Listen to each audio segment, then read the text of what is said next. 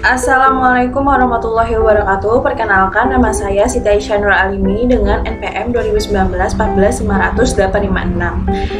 Hari ini saya ingin mempresentasikan seminar proposal tentang pengaruh fasilitas belajar terhadap motivasi belajar siswa di SMK PGRI 1 Jakarta.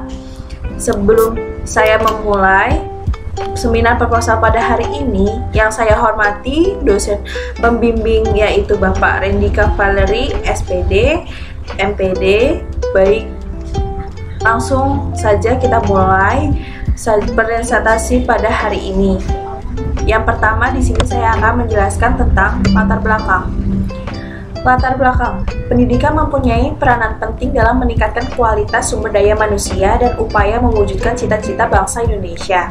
Pengaruh fasilitas belajar terhadap motivasi belajar ini menjadi salah satu komponen penting dalam pembelajaran untuk terciptanya pendidikan yang berkualitas dalam membangun suatu negara yang berkembang.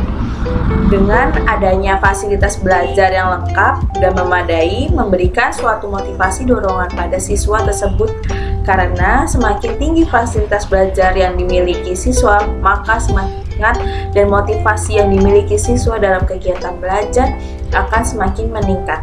Sebab fasilitas belajar yang memadai akan menumbuhkan semangat dan minat para siswa. Dalam proses belajar, motivasi belajar merupakan salah satu faktor bentuk dorongan yang tertanam dalam diri seseorang untuk mencapai hasil belajar dan tujuan yang memuaskan. Jika seorang memiliki motivasi belajar, akan cenderung melakukan aktivitas agar mencapai tujuan yang diinginkan. Tetapi, jika seorang anak belum termotivasi, akan mengalami gangguan dalam proses belajar. Berdasarkan hasil latar belakang penjelasan di atas, dapat ditarik kesimpulan, penulis tertarik untuk mengambil kasus dengan judul Pengaruh Fasilitas Belajar Terhadap Motivasi Belajar Siswa di SMK PGRI 1 Jakarta. Selanjutnya, identifikasi masalah. Yang pertama, ada apakah kurangnya optimal fasilitas pembelajaran mempengaruhi motivasi siswa dalam pembelajaran. Yang kedua, ada seberapa penting fasilitas pembelajaran dalam memotivasi siswa dalam belajar. Yang ketiga, ada bagaimana memotivasi siswa dalam belajar menggunakan fasilitas yang ada. Selanjutnya, batasan masalah. Agar permasalahan dalam melakukan penelitian tidak menyimpang dari tujuan yang diharapkan, maka diperlukan adanya pembatasan masalah. Untuk mempermudah sistem pengkajian lebih lanjut, penulis hanya mengungkapkan tentang fasilitas belajar dan motivasi belajar di SMK PGRI 1 Jakarta. Rumusan masalahnya ini yaitu, adakah pengaruh fasilitas belajar terhadap motivasi belajar siswa di SMK PGRI 1 Jakarta? Selanjutnya ada tujuan penelitian untuk mempengaruhi fasilitas belajar terhadap motivasi belajar siswa di SMK PGRI 1 Jakarta. Selanjutnya ada manfaat penelitian. Ada dua, yaitu yang pertama ada manfaat secara teoritis. Sebagaimana bahan informasi untuk memperkaya ilmu pengetahuan khususnya berkenaan dengan pengaruh fasilitas belajar terhadap motivasi belajar siswa di SMK PGRI 1 Jakarta. Yang kedua, ada manfaat secara praktis. Yang pertama ada sebagai bahan informasi kepada siswa sehingga sekolah dapat meningkatkan proses belajar mengajar. Yang kedua, ada menambahkan pemahaman kepada peneliti tentang fasilitas belajar terhadap motivasi belajar siswa di SMK PGRI 1 Jakarta. Yang ketiga, bagi sekolah dapat memperkenalkan mutu pendidikan. Selanjutnya, ada landasan teori. Penulis menggunakan dua variabel, yaitu variabel X, fasilitas belajar, dan variabel Y, motivasi belajar. Pertama, saya akan menjelaskan tentang fasilitas belajar. Variabel X, fasilitas belajar menjadi bagian yang tidak dapat dipisahkan dari proses pendidikan, baik yang berhubungan langsung dengan proses pendidikan maupun tidak. Fasilitas pendidikan merupakan salah satu faktor pendidikan yang sengaja dibuat dan digunakan untuk mencapai tujuan pendidikan. yang diinginkan. Fasilitas belajar yang memadai akan mendukung proses belajar mengajar individu sehingga mencapai hasil belajar yang optimal. Fasilitas belajar menjadi bagian yang tidak dapat terpisahkan dari proses pendidikan, sebagaimana dikemukakan oleh Hasbullah bahwa fasilitas pendidikan adalah faktor pendidikan yang sengaja dibuat dan digunakan untuk mencapai tujuan pendidikan.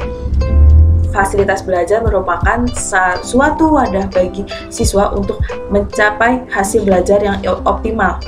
Indikator fasilitas belajar merupakan salah satu cara untuk mengukur keberhasilan suatu keadaan dengan adanya fasilitas belajar tersebut. Apabila fasilitas belajar kurang mampu mendukung di dalam proses belajar, kemungkinan besar siswa akan mudah merasakan jenuh yang menyebabkan proses penerimaan informasi yang terhambat. Pembelajaran yang efektif, efisien, sangat perlu ditekankan dan diciptakan.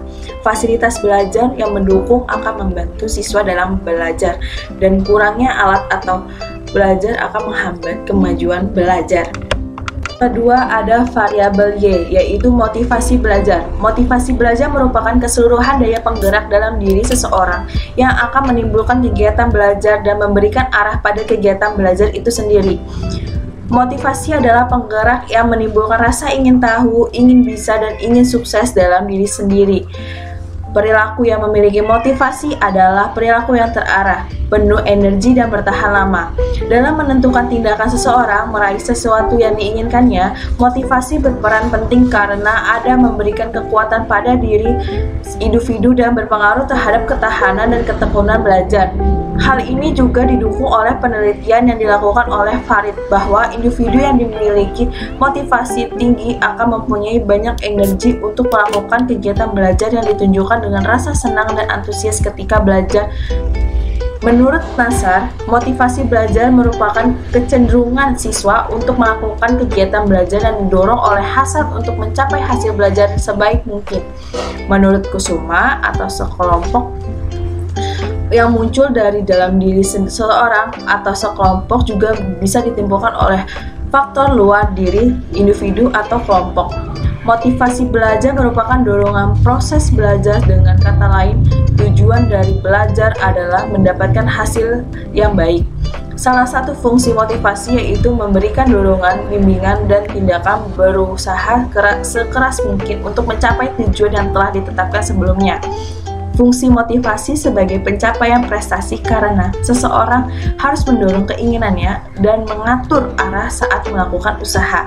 Tindakan yang dia lakukan untuk mencapai tujuannya sehingga siswa bisa memilih tindakan untuk menentukan apa yang harus dilakukan untuk mendapatkan keuntungan tujuan yang ingin dicapai. Menurut Dimyati dan Mujiono, terdapat beberapa faktor yang kemampuan belajar, mau menerima masukan dari orang lain, dan setiap usaha belajar perlu ditetapkan niat dan tujuan yang jelas. Selanjutnya ada kerangka berpikir. Berdasarkan kajian pustaka di atas, maka kegiatan belajar mengajar akan berhasil dengan baik jika fasilitas belajar seimbang dengan adanya motivasi belajar, sehingga tercapainya suatu tujuan pada pengaruh fasilitas belajar terhadap motivasi belajar. Ini menjadi salah satu komponen penting dalam pembelajaran untuk terciptanya pendidikan yang berkualitas dalam membangun suatu negara yang berkembang. Dalam hal ini, untuk mewujudkannya dengan cara memotivasi peserta didik untuk mendorong atau memberikan semangat fasih untuk memperoleh suatu prestasi yang lebih baik. Tak lupa juga harus memperhatikan fasilitas pembelajaran untuk menunjang kenyamanan tempat belajar yang memadai. Apabila keberadaan fasilitas belajar dapat dipenuhi, maka masalah yang dihadapi oleh siswa akan relatif kecil sehingga hasil belajar siswa akan lebih baik lagi. Selanjutnya ada hipotesis penelitian. Hipotesis penelitian merupakan jawaban sementara terhadap pernyataan yang diajukan dalam identifikasi masalah.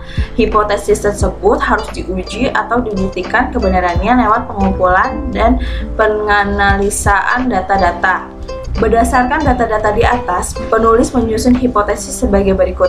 Yang pertama, ada HO tidak terdapat pengaruh fasilitas belajar terhadap motivasi belajar siswa di SMK PGRI 1 Jakarta. Kedua, ada HA terdapat pengaruh fasilitas belajar terhadap motivasi belajar siswa di SMK PGRI 1 Jakarta. Selanjutnya, ada metodologi penelitian.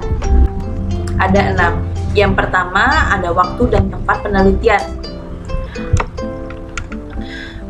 Lamanya waktu penelitian dan pengumpulan data, peneliti membutuhkan waktu sekitar 5 bulan, yaitu peneliti memulai dari bulan Maret hingga bulan Juli 2022. Selanjutnya ada metode penelitian. Menurut Sugiono, metode penelitian merupakan cara ilmiah untuk mendapatkan data dengan tujuan dan kegunaan tertentu. Penelitian yang digunakan peneliti yaitu pendekatan penelitian kuantitatif. Metode penelitian kuantitatif dapat diartikan sebagai metode penelitian yang berlandaskan pada filsafat positivisme, digunakan untuk meneliti pada populasi atau sampel tertentu. Teknik pengambilan sampel pada umumnya dilakukan secara random. Pengumpulan data menggunakan instrumen penelitian analisis data bersifat kuantitatif atau statistik dengan tujuan untuk menguji hipotesis yang telah ditetapkan. Kemudian Sugiono 2013 bahwa pendekatan kuantitatif merupakan pendekatan yang data penelitian berupa angka-angka dan analisisnya menggunakan statistik. Teknik pengumpulan data dilakukan dengan angket atau kuesioner. Selanjutnya ada populasi dan sampel. Populasi penelitian. Menurut Sugiono, populasi adalah wilayah generasi yang terdiri dari atas objek atau subjek yang mempunyai kualitas dan karakteristik tertentu yang ditetapkan oleh peneliti untuk dipelajari dan kemudian ditarik kesimpulannya. Dengan demikian, dapat disimpulkan bahwa populasi dapat diartikan sebagai keseluruhan objek yang akan diteliti lebih baik berupa benda, manusia, peristiwa, ataupun gejala yang akan terjadi. Populasi dalam peneliti ini adalah siswa-siswi SMK PGRI 1 Jakarta. Sampel penelitian. Menurut Sugiono, sampel adalah bagian dari jumlah karakteristik yang dimiliki oleh populasi tersebut. Pengambilan sampel harus bersifat representatif atau mewakili, karena apa yang dipelajari dalam sampel akan diberlakukan untuk populasi. Oleh karena itu, agar sampel yang diambil dapat representatif, maka perlu dilakukan teknik sampling. Menurut Sugiono, teknik sampling adalah suatu cara mengambil sampel. Selanjutnya ada metode pengumpulan data. Menurut Sugiono, pengumpulan data merupakan langkah yang paling strategis dalam penelitian karena tujuan utama dari penelitian adalah mendapatkan data.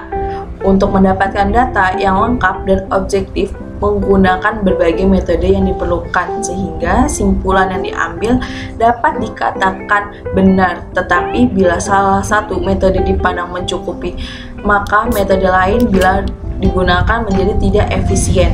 Dalam penelitian ini, teknik pengumpulan data yang digunakan oleh peneliti adalah angket dan kuesioner. Kedua, ada dokumentasi. Yang ketiga, ada observasi. Angket atau kuesioner.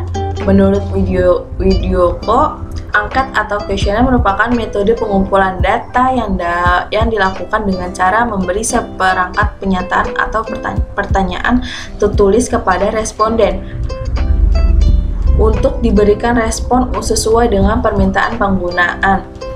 Kuesioner ini ditujukan kepada para siswa-siswi SMK PGRI 1 Jakarta untuk mengetahui persepsi responden tentang pengaruh fasilitas belajar terhadap motivasi belajar. Kedua, ada dokumentasi. Dokumentasi menurut Arikunto, dokumentasi digunakan untuk mencari data-data mengenai hal-hal atau variabel yang berupa catatan, transkrip, buku, surat kabar, majalah, prasasti, notulen, lengger, agenda, dan sebagainya. Metode dokumentasi dalam penelitian ini digunakan untuk mengumpulkan data tentang jumlah sekolah di SMK PGRI 1 Jakarta serta foto penelitian. Selanjutnya ada observasi.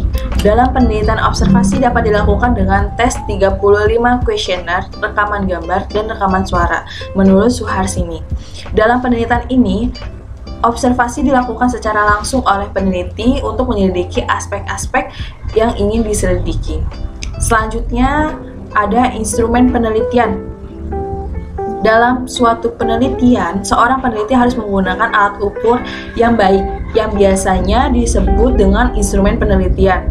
Menurut Ari Kunto, instrumen penelitian merupakan alat yang digunakan oleh peneliti dalam mengumpulkan data agar pekerjaan lebih mudah dan hasilnya lebih baik. Pada penelitian ini menggunakan angka tertutup, kuesioner, sebagai instrumen utama guna mengukur variabel-variabel yang hendak diukur. Pengisian angket ini dengan cara setiap responden harus memilih satu di antara 4 alternatif jawaban yang ada dari masing-masing item. Tidak ada jawaban yang benar atau salah dari setiap jawaban. Mempunyai skor berbeda. Untuk menghasilkan data kuantitatif yang akurat, maka setiap instrumen peneliti harus mempunyai kisi-kisi digunakan dalam kuesioner. Selanjutnya ada teknik analisa data. Teknik analisa data merupakan suatu cara yang dilakukan peneliti untuk mengumpulkan data lalu mengolah data agar dihasilkan suatu kesimpulan yang tepat. Teknik analisa data yang dipergunakan dalam penelitian ini adalah: pertama, ada uji prasyarat. Kedua, ada analisis regressi linier sederhana. Yang ketiga, ada analisis korelasi sederhana. Yang keempat, ada analisis koefisien determinasi. Dan terakhir menggunakan uji hipotesis. Dalam hasil perhitungan, maka akan dinyatakan dengan perhitungan statistik sebagai berikut. HO sama dengan alfa kurang dari 0, tidak ada pengaruh variabel X pada fasilitas belajar terhadap variabel Y, yaitu motivasi belajar. HA sama dengan alfa lebih dari 0, ada pengaruh variabel X, yaitu fasilitas belajar terhadap variabel Y, yaitu motivasi belajar.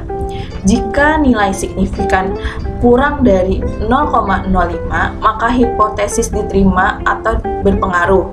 Dan jika nilai signifikan lebih dari 0,05, maka hipotesis ditolak atau tidak berpengaruh. Demikian hasil presentasi seminar proposal pada hari ini. Mohon maaf jika ada kesalahan dan kekurangannya. Terima kasih. Assalamualaikum warahmatullahi wabarakatuh.